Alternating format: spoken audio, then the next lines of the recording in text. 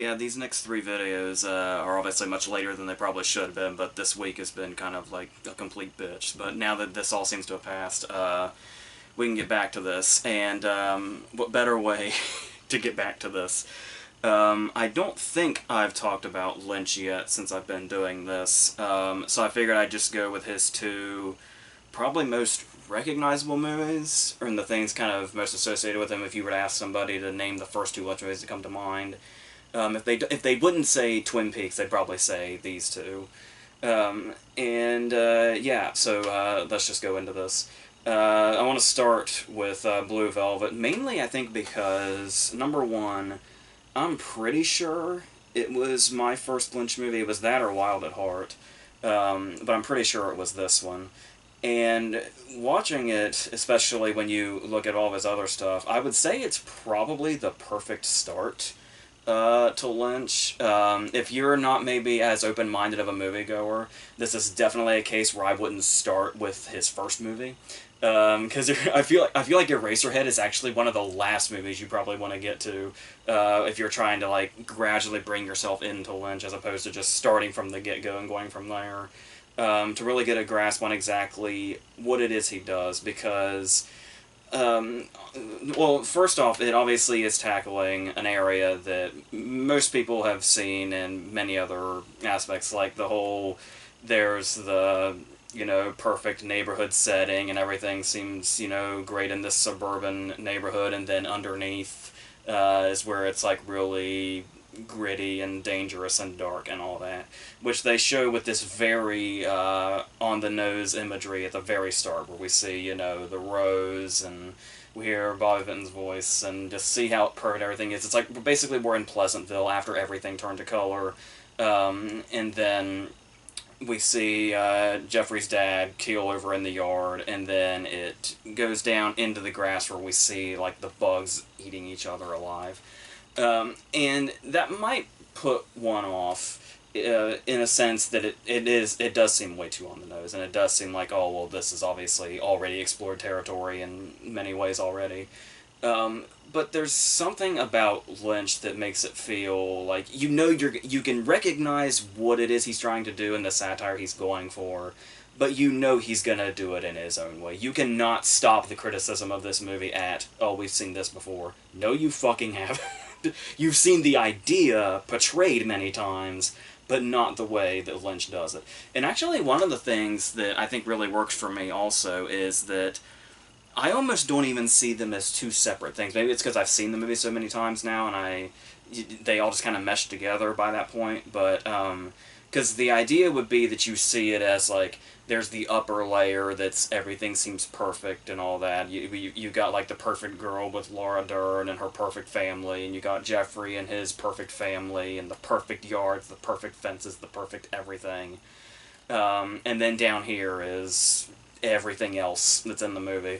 But the thing is, that I think separates this from other movies that do that, and other stories that have tackled that material, is that you can see the darkness sort of seeping through the cracks when we see the supposedly perfect stuff. When we see it, because there's the whole thing where, like, something can be so perfect that it's creepy. That's the way I feel like we see the opening scenes. Where it's not necessarily just, hey, this is perfect and this is the stuff that's underneath. It's like, it's all creepy. Because it's all sort of one package, and it's like everything is kind of slowly, that darkness is like slowly getting to the top the more perfect the town seems. So I've always really loved that, and it gives the whole thing just this really sort of tilted vibe, especially at the end after we've seen everything and we see like the fire truck drive by and everything. Just everything has this eerie feel to it, no matter how perfect it looks. Um, so I love that, not even being able to separate the two. So, um, but before I go into anything else, what I think I want to talk about is the fact of, I mean, I always considered myself a Lynch fan to an extent, but never quite as much as I have been since September of 2014. And through that month, there was the art house theater I usually go to down the way, and they had a Lynch festival that month. And they played just about all of his movies, not all of them. I think they didn't play Dune, and I can't remember if they played Inland Empire or not, but I think they played pretty much everything else. And I missed some of them. The ones that I did see were Lost Highway, The Elephant Man, and these two. So I missed like Eraserhead and Firewalk with Me and Wild at Heart and stuff like that, but they did play those. I would have loved to have gone through the whole thing, but it was kind of a money issue in the fact that it's like an hour away. So I kind of picked and chose which ones I saw in a theater. And seeing Blue Velvet in a theater is something that I don't know when you would get the chance or how it would come up, but if you get the chance to see Blue Velvet in a theater with a crowd, because in some of them, like for the other three, they weren't as packed, but there were a fair amount of people there. But Blue Velvet may be the most packed theater I have ever been in. The only thing that's even close is probably when I saw The Godfather at the same theater, where it's this big auditorium that's got like a stage, and it was completely filled. Like the body heat in there was almost unbearable. But I went with my brother, and my brother had never seen it before. And this experience I cannot even begin to describe, because imagine this. Because it was like a college town, so it was sort of a younger crowd, but at the same time, it seemed like everybody was in on it. Like even the people like my brother that hadn't seen it before seemed to get into it pretty quickly, and I think a lot of that was the contagious experience this whole thing was. Imagine being in a packed theater with like no seats left, watching Blue Velvet, and everybody in the room gets it. It is something I can barely even describe, and really took my appreciation of this movie to an entirely new level. There is, like, it also kind of, because I was talking about before how I was almost intimidated to do this video and tackle, really Lynch at all. But the more I was thinking about these movies again, the more I tend to realize that Lynch almost gets, I don't want to say underrated, but people tend to always associate Lynch with, like, the surreal and the unanswered questions and the just weird sort of mystery thing going on. But you hardly hear brought up just how funny his movies are, how so damn funny his movies can be in that really sort of dark and twisted way. And I never even realized I mean, I got, some of the, darkly funny bits, like, yep, that's an ear all right, and stuff like that. But the full appreciation of a group experience, because there's the whole scene with when he goes into Dorothy's closet and we see Frank for the first time, and the whole scene that happens. It's like one of the most intense scenes in movie history, one of the most recognizable scenes ever. Even people who haven't seen the movie, if you were to describe it to them, they probably know exactly what movie it is. And it's this really horrifying scene that feels like it's about a 5-minute scene, but it feels like it goes on forever because of how terrifying it is and how tense it is. And seeing it from the voyeuristic perspective through Jeffrey's eyes through the closet. And the fact that we don't quite know what's going on yet between Frank and Dorothy. And, he's got the oxygen mask, it's the stuff that he's saying, the stuff that he's doing, and the way it builds up and just goes in these unexpected directions, because we have no idea who the fuck he is, or what he's capable of, but it's obviously a lot. And then that whole scene plays out, and we are just shaken to our complete core. And then it takes 2 words to make the whole scene hilarious in the next scene. There are so many comedies I've seen in a theater. There are so many beloved classic comedies I've seen in a theater. But I have never heard a group theater laugh so loud in my entire life than in the following scene when Jeffrey's on the phone with Laura Dern and she says, "How'd it go last night?" And he goes, "It went okay." Everybody fucking lost it. And it's like, to think that whole scene, one of the most terrifying scenes in movie history, has a payoff of 2 words that makes it one of the funniest fucking things ever. I feel like only Lynch could pull something like that off. There are very few writers and directors that could. And that really just sort of sets up like the whole personality of the movie itself, is that moment where Jeffrey just says it went okay. And so and then also just seeing the reactions in general, like talking about how Frank is like one of the scariest movie villains in movie history. There were a few girls in front of us, like I said, sort of in that college age group, and I'm assuming they had never seen the movie before either. And I swear my hand to God, every time Dennis Hopper would walk onto the screen, they covered their eyes. Like that was their reflex to seeing Frank Booth. And it's like that, it takes a really special sort of something to get that kind of reaction out of people. Especially people that are like, in this era, because this movie is, 1986. There are some things about this movie that could have been, like, really dated or seem really silly by today's standards, or don't seem that scary by today's standards, or, we've seen weirder or something like that. But you can still get that kind of reaction is amazing. And says everything about how great they pulled this off. There was also kind of a nice moment that I had when I went to North Carolina. This was the year after. This was in March of 2015 when I went to we went to Wilmington, and which of course a lot of the movie was filmed at.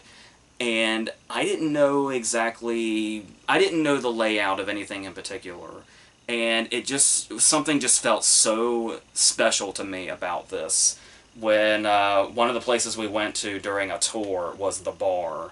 And the dude was just kind of talking. He's mainly talking about like the TV shows they filmed or stuff like that, which I didn't really care that much about. And then we're outside the bar, and then we go inside, and he's showing us where the skeletal Fiona Shaw from Super Mario Brothers is on the back wall because Dennis Hopper gave it to them as a gift. And it wasn't until we were like in the bar and he was just talking about the various stuff there that he dropped the bomb that, oh, by the way, this is the Blue Velvet Bar. Like, the Pabst Blue Ribbon line happened outside. And what I felt in that moment, not being in that place for about a couple of minutes without knowing it, and then basically having it revealed to me that I was there, I'll never forget that feeling. That was just absolutely amazing. But the personal anecdotes aside, going back to the movie, yeah, obviously it can seem pretty on the nose about the way they do the whole two different worlds thing, particularly with the contrast between Laura Dern and Isabel Rossellini. But even sometimes those things sort of mesh, like I was talking about, where it almost feels like they're kind of more so in one than separate things, and that's what makes the whole thing so creepy. Is like the whole exchange of "I like you."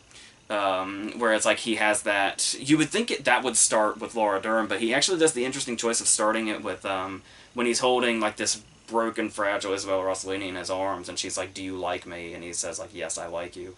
And then it's a following scene where he says to Laura Dern, "I like you," which is in much more of an innocent context. And like I said, it kind of shows the sort of, is there really a difference in these worlds when you like really look at them and you see those details he put in. But the great thing about that is not only does Laura Dern sort of play the sort of perfect girl perfectly, I guess you could say. There's what Isabel Rossellini is doing, which is so many different things. Like there's even people that don't like this movie will immediately jump on praising Rossellini for everything that she does here. Because not only is there the whole sort of brutality that she has to go through, the scenes with Frank in particular, it's my understanding that the first scene with Frank, when she like sort of opens her robe for him, she actually was not wearing anything underneath to sort of give that vulnerability a bit more realism. And apparently Hopper wasn't aware of this either until that scene, but being the pro that he was, completely played it straight.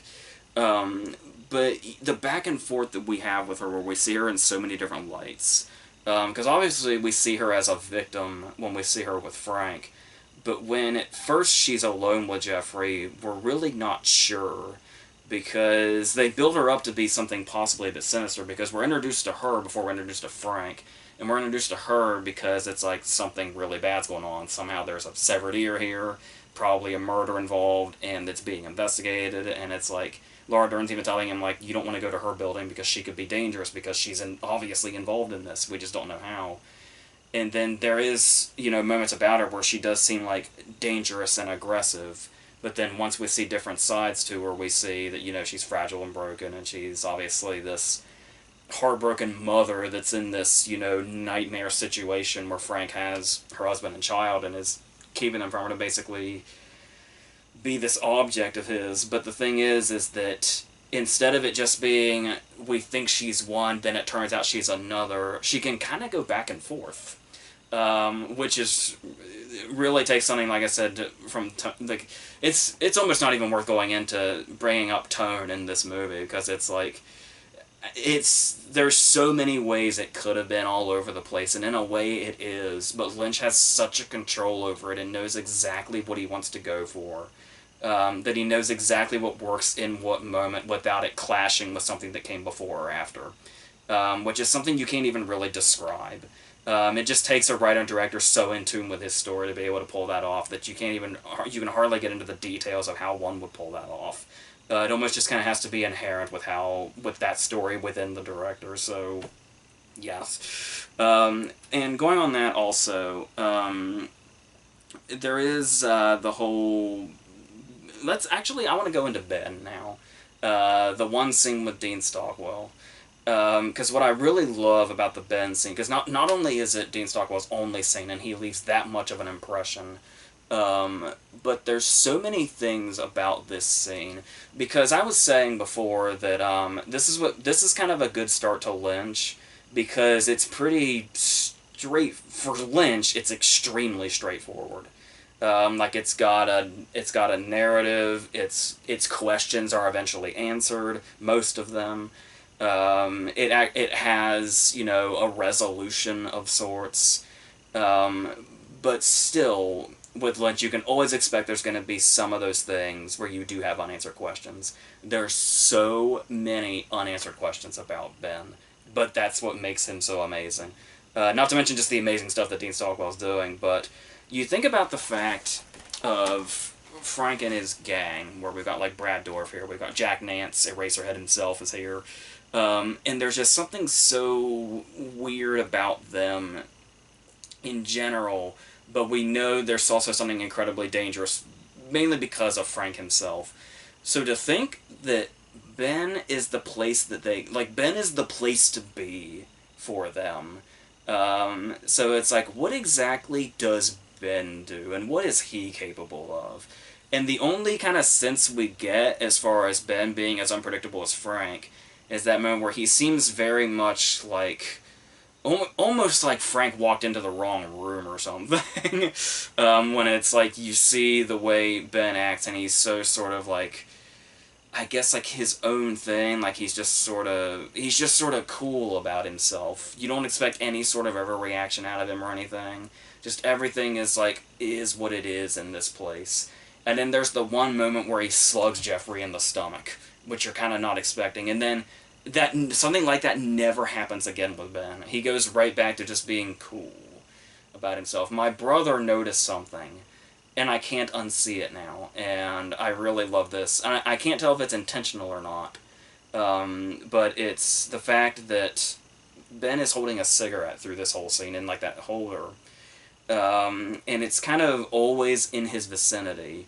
But he never like takes a hit off of it. It's like he spends the whole scene just holding it and just talking to Frank and doing whatever, even when he's singing or lip syncing in Dreams. It's still just in his hand. And there's something about an anticipation that builds in that. Because obviously we don't know what to expect here. Because we don't quite know who Ben is. Which is the fact that question goes unanswered is what makes the scene so amazing. And it's like, and I don't, hold it against the movie for giving us answers. Because it knows just when, we could use a resolution and when to kind of put some pieces together. And then we can do this side stuff that just adds to the background of it, and to the world of it, and to this underworld that's, supposedly underneath the perfect one. Is stuff like whatever that thing is sitting on the couch, what Brad Dourif is doing with a snake, but so all of this is like building up, and you just feel that unease that Jeffrey has. And there's this anticipation with Ben where you kind of, once you realize he's holding the cigarette, you sort of start to anticipate when he's going to bring it to his mouth. And that's sort of a subtle thing in there to like, you just kind of, it just keeps you kind of, it's one of those things that just keeps you waiting for something. And then, of course, there is one time where he finally takes a hit off of it, and it sort of releases the pressure because it's right when the scene is ending. Because when Frank takes the center of the room and says, "I'll fuck anything that moves," and the camera pushes in on him, it's just as Ben is leaving the frame on that push in that he brings it to his mouth. And it's like that sort of tension breaker that we sort of didn't realize we were anticipating the whole time. Like I said, no idea if that's intentional or not, but I love taking it that way, and I'm so glad my brother pointed it out, because it just adds a whole new thing to that scene already. And talking also, another thing I wanted to mention about this scene, and the uneasiness that it brings, not just us not knowing exactly what happens here, apart from the fact that, obviously, Dorothy's husband and child are being held here, but as far as I know, I've seen the movie enough times that I should know this off the top of my head, but I'm always never quite sure. The fact that Dorothy and Frank are characters that are so sort of, like, the mystery around them, no matter how much we, eventually find out and how much we see other sides to them, like the way Frank reacts to music, whether it's, Ben lip-syncing in Dreams or whatever Dorothy's singing on the stage, which obviously has to be, the right song or he's going to get pissed off. Weirdly enough, despite his fascination with the Blue Velvet, he gets pissed off when she sings Blue Velvet, but that's a whole Frank thing we don't go into. But what I'm getting at with that is that we know enough that we can put the pieces of the story together, but as far as Dorothy and Frank go, I don't think we ever see them outside of Jeffrey's perspective. We only ever see them from his point of view. So, like, there's even the moment when we see, we can see Dorothy, interacting with her husband and child. They go behind the door at Ben's place, and we never see them back there. We just hear her reacting. And then whatever she's reacting to whatever has happened when she comes out. Like, the only time we see them outside of that is the very last shot, where it's her reuniting with the kid. And like I said, apart from that, I don't think we ever see them. Because even the moments that are, like, seemingly intimate between them, not just, him practically raping her, but when she's singing on the stage and we see Frank reacting to it, we're still looking at Frank from a distance from Jeffrey watching him. Even if the camera gets, more close to him, it's still a scene that we saw through Jeffrey. Like, it's always a Jeffrey scene that Dorothy and Frank either come in or out of. And I kind of like that sort of shrouds them in mystery regardless of how much, we can put together with the story. Like I said, there may be something that contradicts that, but I can't think of it off the top of my head. So there is that. And yeah, and so talking also about the fact that Lynch is a director that's known for defying genre. There's a couple of genres in this movie that he does really well. There's the whole mystery angle, and there's especially the suspense angle. Like the whole scene of Jeffrey in the closet watching this. Like, just taking that whole voyeuristic approach. There's something almost... I've heard this scene compared to Hitchcock quite a few times, and I can get that. Particularly from that sort of rear window, voyeuristic perspective of only seeing, a certain amount of things from one area. And also when he's, trying to play Private Eye parked outside with his little camera box, whatever the hell it is he set up, once he's really getting into it. The one thing that I do think would have taken this into, like, total sort of more abstract Lynch territory, like, the Inland Empire or Lost Highway sort of, or Twin Peaks even, was the idea, and I'm glad they went against it, because I totally get the reason. But the whole thing about Frank's oxygen tank during the rape scene was initially going to be helium. And it's like, number one, I'm glad that they didn't, because the scene is, terrifying as it is. And it probably would have lost that, in a sense, if it had been helium. But at the same time, if it had been helium, that also would have been such a fucking Lynch thing to do. It would have been such a scene of his, regardless. It just may have felt like it was in the wrong movie, and I think he realized that pretty quickly. And the fact that they changed it to the way it is now, I think works perfectly for the movie. But like I said, in another Lynch movie, I could totally see that being something. But as the way this one is, yeah. So yeah, so obviously, mainly, we were doing that on top of the satire, on top of the dark comedy, and like I said, this could be a movie that's all over the place, but he finds that perfect balance, and even the stuff that he's doing that seems on the nose still totally works, and it's a lot of it is through, say, like the performances of Laura Dern and Isabella Rossellini, where it's like. The way we see them seems like it hits home pretty early, but the way they just sort of can kind of keep elaborating on it, and the more we get that sense of like they're almost like the angel and devil on his shoulder a little bit, and perfectly represent like the perfect upside and the underworld, I guess you could say, like the white picket fences and the underworld together. And then the scene where they basically meet each other in the most bizarre of circumstances is one of those scenes where you just don't know whether to be horrified or laughing or both. And from my theater experience, I think it's a little bit of both. And that's kind of the beauty of it. Where it's like, in another movie, you may want them to find a tone. You may want them to pick one or the other. But with the way Lynch goes and the way he has such a grasp on what he's doing, you want to encourage Lynch to like do it all. Do everything. Throw every fucking thing in there all at once. And you will find the balance. And like I said, any reaction, there's no wrong reaction, is what I love about this also. So yeah, that sort of like feels like a freedom to the audience, to where it's like you can scream or you can laugh. Either one is the right answer.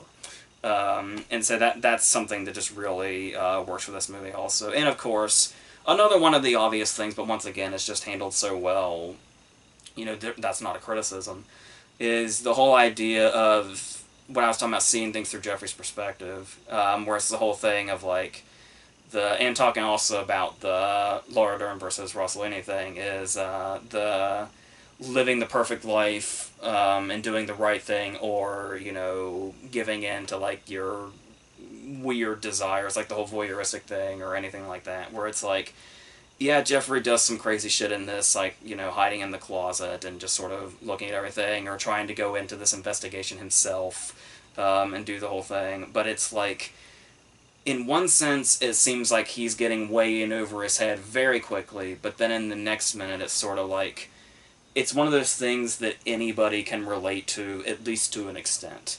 Where, like, and it's the way it captures this, and even if it goes, like, way beyond, even so, there's something there that's, like, relatable.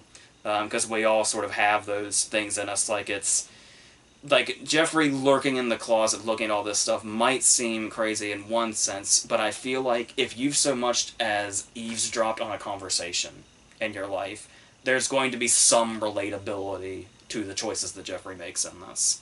And so that pretty much gives you the whole opening to go wherever the hell he goes and whatever the hell he finds.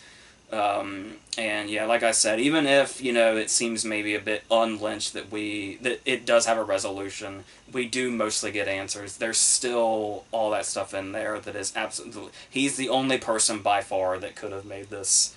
And like I said, the stuff that goes unanswered only enriches the stuff that is.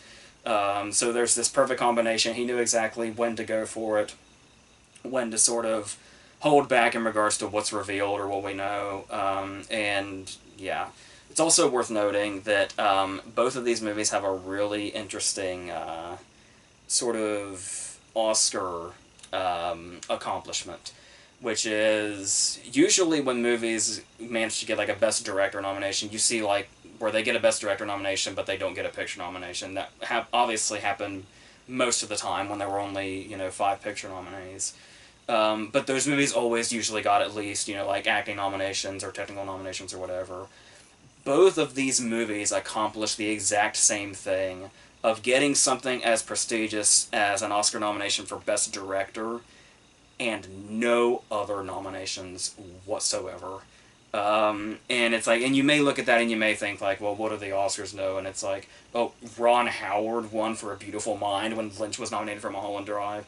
But that's the thing is, once you really understand the inner workings of the Oscars, it's fucking amazing that these movies got Best Director nominations, and it's even more amazing that it's the only thing they got. Like that makes it like almost significantly better than if they had gotten anything else. Um, and of course, you could say, maybe they snubbed Hopper and Rosalind Hopper in particular because he got in for Hoosiers instead the same year. But yeah, I almost think it's even better and more of an accomplishment that they somehow got director nominations for Lynch and nothing else. So that's actually something to really be appreciated, I think. So, yeah, so I think that's about what I wanted to say about Blue Velvet. I was kind of going in circles a little bit there. So let's go on to Mulholland Drive. So the interesting thing about Mulholland Drive is I want to be able to do the thing where it's like, this is how I felt on the first viewing, and this is how I've felt in subsequent viewings. But the thing is once you sort of figure out Mulholland Drive, at least to the best of your ability, your first viewing, at least for me, feels like such a distant memory. I honestly don't know that I could tell you how I reacted to this the first time, if I even reacted to it at all. I was young, so I was probably frustrated. I was probably extremely confused, to the point that I was probably confused so early that I pretty much probably gave up trying to figure it out and just sort of went with it. But doing it in that way, kind of, I didn't have the appreciation for it I probably should have. So it's definitely a movie I feel like you can only really truly... I mean, yeah, you can probably have some very interesting conversations and sort of interpretations on just a first viewing, but because my first viewing feels like such a distant memory, I can only talk about it in the perspective of having seen it multiple times. So that's just all I can do. So we'll see how that goes. Now, I assume most of us go on like the same, because there's the whole thing that Lynch never really gave the answers. He gave the clues, but while he never really gave specific answers, there does seem to more or less be a consensus for the most part what's happening here, at least as a whole. There's still some individual things you can totally throw ideas around, but as far as the whole thing in particular and the whole concept, I think there is the consensus mostly on the whole. It's for pretty much 2 hours, it's Diane's dream, and then she wakes up to the reality, and we see that things have sort of crept into her mind and her subconscious, and that's what we were seeing the whole time. But at the same time, I guess one could also argue it's the reverse, and maybe what we see in the first 2 hours is the reality, and the last part's the dream.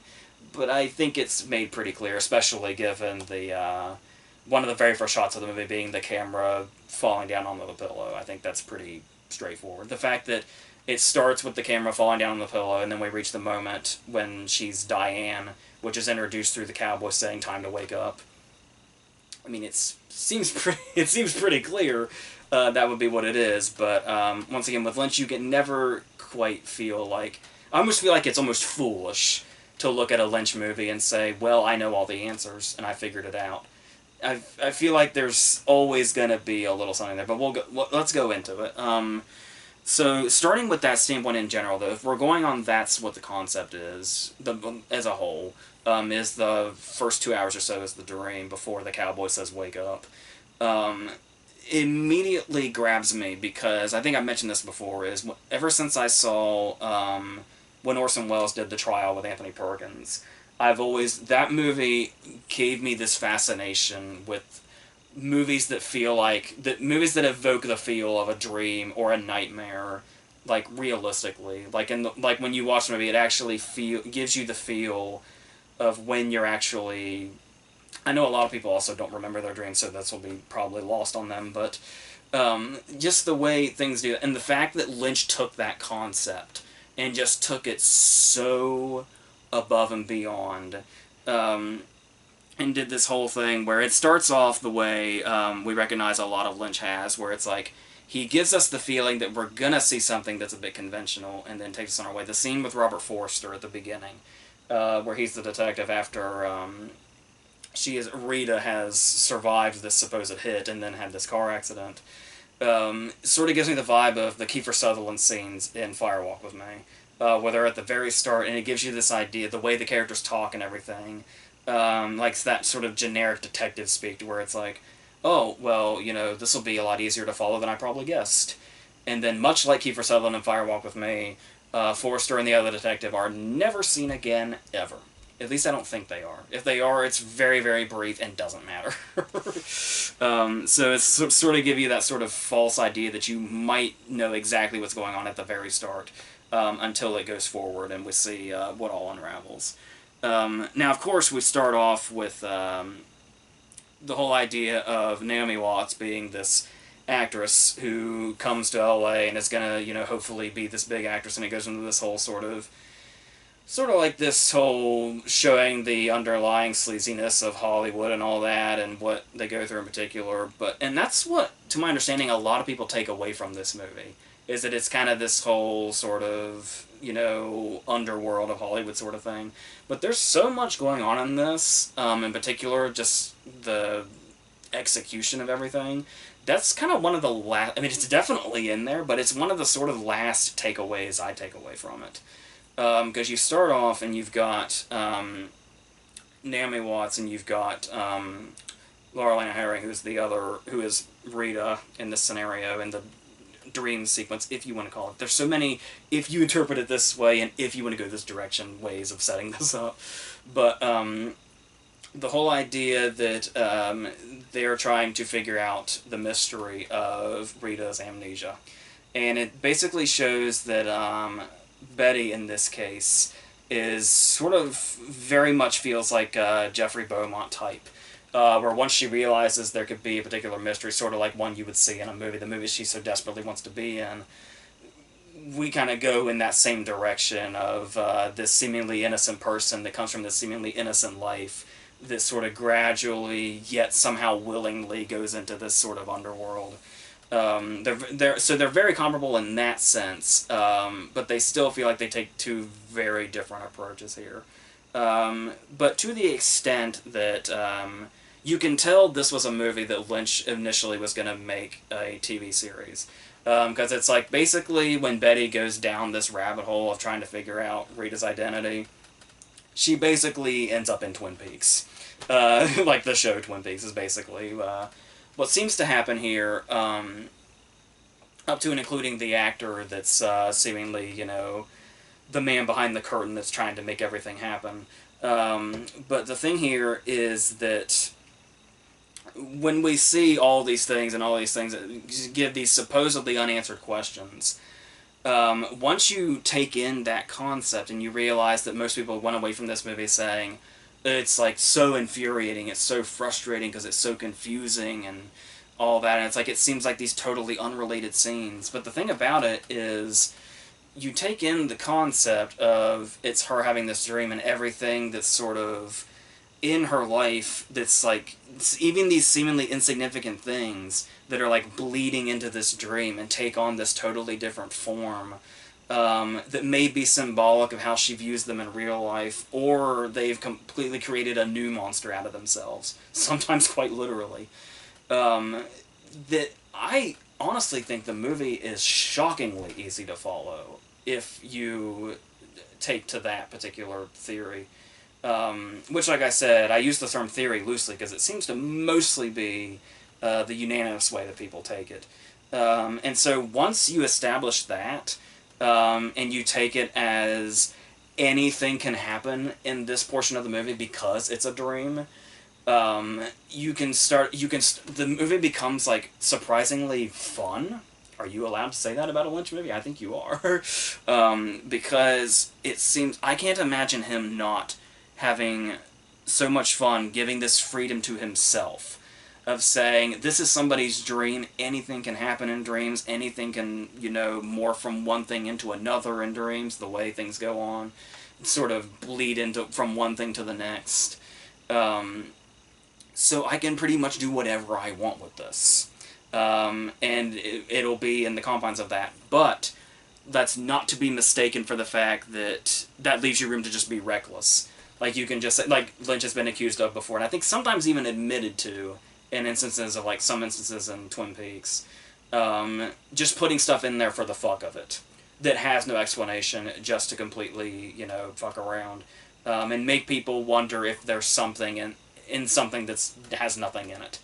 Um, but there's no recklessness here because of that idea that there are things in this that seem like they have no explanation until we get like one, like I said, seemingly insignificant moment in like the last half hour or so after the wake up. That is like one thing in her life that has found its way into her brain and into her subconscious and has blown up into whatever the dream made it into. And it's like, that's real. I want to know what order he wrote this movie in. Like if he wrote the real life portion first and then the dream stuff, or if like a fucking crazy person he just went from beginning to end like we see. Maybe I jump around when I do. I don't know if he did something like that. But there's still such, like I said, at the same time, simultaneously, it felt like he had the freedom to write whatever the hell he wanted to, but there's also such a precision in how it lines up from the dream world and the real world. So there's, I can even begin to know where the creative process went into that. So, um, yes, and then obviously I was talking about the fact that you can have fun with it. Because the fact that there are plenty of comedic moments in the movie, like you could find in Blue Velvet also. Particularly with the Justin Theroux character, Adam, the director, who's kind of the director that I sort of see when I imagine just like the stereotypical Hollywood douchebag that's like sort of the current hotshot. It's like, I also think he has like a weird resemblance to Bryan Singer. I don't know if that's intentional, and if it is, that's something to chew on in itself, but sort of goes into the whole what exactly he's saying about Hollywood and all that.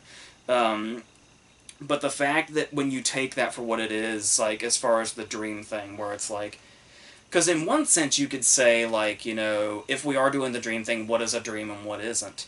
Could be debated because, like I said, the unanimous seems to be that everything from the camera hitting the pillow to the cowboy saying "wake up" is all the dream.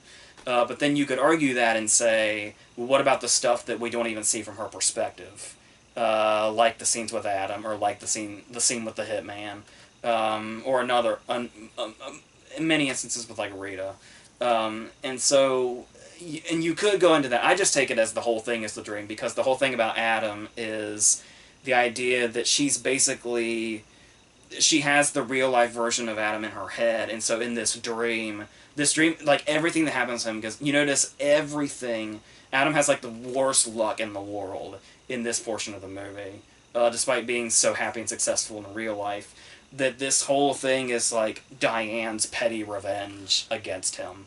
And when you realize that everything that happens all the way down to his wife cheating with Billy Ray Cyrus, who's a cleaning guy named Gene. So I almost want to say that like in real life she was actually thinking of Billy Ray Cyrus as himself, and in the dream he became Gene somehow.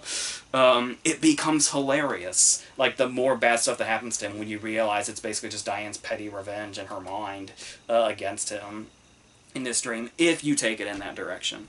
And like I said, there's the whole scene of Mark Pellegrino playing the hitman. Not necessarily too dissimilar from his role in The Big Lebowski, where he goes to one place with one job and gets it totally fucked up. But the way this scene just escalates and escalates, and the fact that it doesn't have a payoff until you realize he's one of the most important characters in the movie, despite the fact that he has like only like one or two other scenes after this. And yeah, just those scenes in itself, you can tell it's like Lynch is just having fun with it. And in turn, the audience can have fun with it also. And like I said, it's like when you reach the point where your mind stops trying to work overtime trying to figure everything out. You can just take everything in as the individual scenes, or even take it a step further and say the scenes that are in Diane's head and how she sees these characters in her subconscious it's just becomes a really great time. And then, like I said, talking about that on top of, Lynch seemingly having fun, coming up with all this different stuff, the cowboy himself, is just, I think, when the cowboy is getting described to Adam on the phone, and when she starts to describe where the cowboy can be found, and the way Adam is reacting off of this, by the time she gets to the corral, I just can't help it and just laugh hysterically. But then when we get to that moment, there is something simultaneously funny and eerie because of the way, like the way they gave him no eyebrows and just how sinister he is and the way the scene's lit and everything. It seems like it's in the middle of fucking nowhere in like a dreamland. Um, but there's still something so funny about it, especially when you're like so aware of Lynch's style and what he's doing, and you know like he's got actual ideas here. Like this actually has a point and actually has a payoff later. When it's the whole thing where he says, you know, if you do good, you'll see me one more time. If you do bad, you'll see me two more times. And this obviously comes into play when Diane does something bad by hiring the hitman to kill Camilla. She sees the cowboy twice before that happens. And then, if that's not enough to give you the clue, it's right after she sees the cowboy the second time. It shows us the scene of her hiring the hitman. It's right there, plain as day. But that also sort of takes you back on the which segment is a dream and what isn't, because it's like, if this is real life, is she hallucinating, or is the dream still sort of bleeding in when she has the hallucination about the old people, or when she sees the cowboy twice? You can see where even if there is seemingly an established consensus on what is going on here, there's still plenty of things here to even question that also. And you just appreciate that the more those things come also. The more questions there are, you know, the more fun there is to have with this. The more, you know, you get engrossed in it and just sort of pulled in by just the mystery of it in general. We become the characters like Jeffrey or like Betty in The Dream, where it's like, you know, the more unanswered questions there are, it's like, well, you know what, I don't even care how dark it goes or where we end up. Let's just see. Let's just satisfy our curiosity. Because at least we, from an audience, are at a safe distance from being on the other side of the screen, that we can do that. And Lynch seems to really love to play into that stuff, like we were talking about with the voyeuristic stuff in Blue Velvet. So yes, and then we get to the point of scenes like, you know, Club Silencio. Scenes that sort of stand out, you know, within themselves. Just these beautiful scenes. Now imagine this. Now I've seen Club Silencio be like one of the most acclaimed scenes in this movie, one of the most talked about scenes in this movie. But when I talked about when I saw this in the theater, you remember how I described the auditorium. Now imagine seeing Mulholland Drive in a theater with like balcony seating, and the screen, there's the screen and like in front of it is a stage. It's like, now imagine seeing the Club Silencio scene in that auditorium. Is eerily perfect.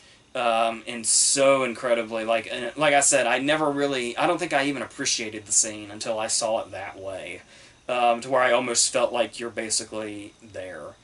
That's another unanswered question also they throw at you, is the guy that introduces her in Club Silencio, I am pretty positive is Cookie, the guy that comes to Adam's door at the hotel.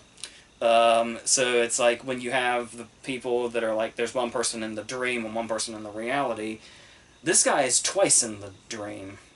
So it's like that raises a whole bunch of other questions also.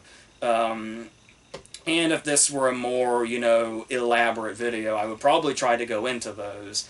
But I just kind of love the mystery as it is. I love the fact that the questions are there. I try not to get too preoccupied. Sometimes the fun of it is, you know, going in as many directions as you can and seeing what all the different possibilities there are.